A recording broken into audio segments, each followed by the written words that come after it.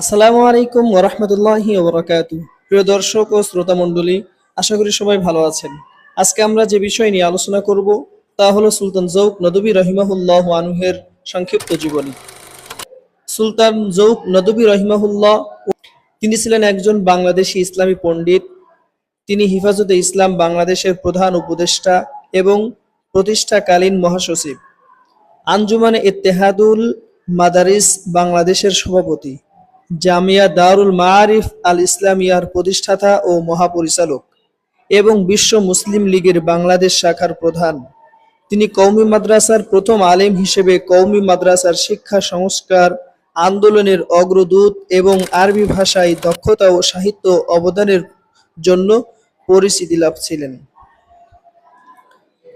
আল্লামা সুলতান জৌক নদভী রহমতুল্লাহি আলাইহি 1937 সালে মহেশখালী, কক্সবাজারে জন্মগ্রহণ করেন।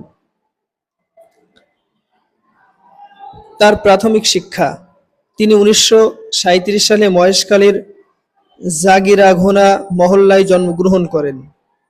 তিনি 1959 সালে আল জামিয়া আল ইসলামিয়া পটিয়া থেকে দাওরায়ে হাদিস সম্পন্ন করেন। পরবর্তীতে 1404 হিজরি সালে ভারতের দারুল উলুম নাদওয়াতুল উলামা থেকে তিনি সম্মানসূচক আল মিয়াদ ডিগ্রি লাভ করেন। কর্মজীবন তিনি 1959 সালে চন্দনাইশ উপজেলার মাদ্রাসা রাশিদিয়াতে যোগদানের মধ্য দিয়ে শিক্ষকতা পেশা শুরু করেন।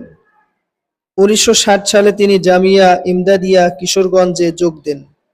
1962 সালে হাজী মোহাম্মদ ইউনুসের আহ্বানে তিনি আল জামিয়া আল ইসলামিয়া পটিয়ার শিক্ষক হিসেবে নিযুক্ত হন। 1965 সালে তিনি একটি শিক্ষা প্রতিষ্ঠান প্রতিষ্ঠার জন্য প্রথমবার পটিয়া মাদ্রাসা ছেড়ে চলে যান এবং আগ্রাবাদে কাসিমুল উলুম নামে একটি মাদ্রাসা প্রতিষ্ঠা করেন। হারুন বাবুনগরীর আহ্বানে তিনি আল জামিয়াতুল ইসলামিয়া আজিজুল উলুম বাবুনগরের শিক্ষক হিসেবে নিয়োজিত হন।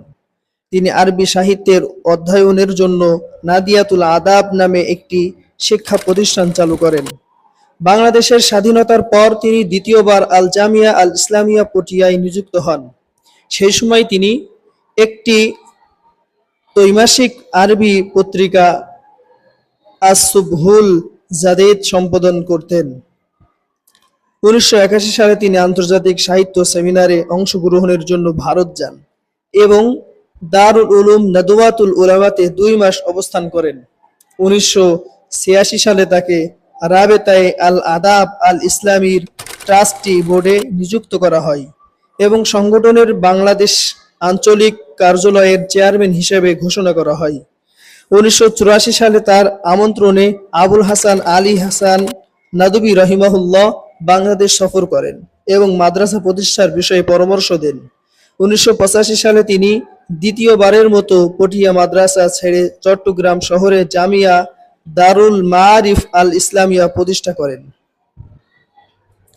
উল্লেখযোগ্য কর্ম তার প্রকাশনায় রয়েছে বহু কিতাব, তার মধ্যে কয়েকটির নাম: আত-তরিকু ইলাল ইনশা, আমার জীবন কথা, আল কিরাআতুল আরাবিয়া, ইশরুনা দারসান, তাসহিলুল ইনশা। আল্লামা সুলতান জৌক নদভী রহিমাহুল্লাহ তিনি 2 মে 2025 খ্রিস্টাব্দ দিবাগত রাতে চট্টগ্রামে মৃত্যুবরণ করেন। রহিমাহুল্লাহু আনহু।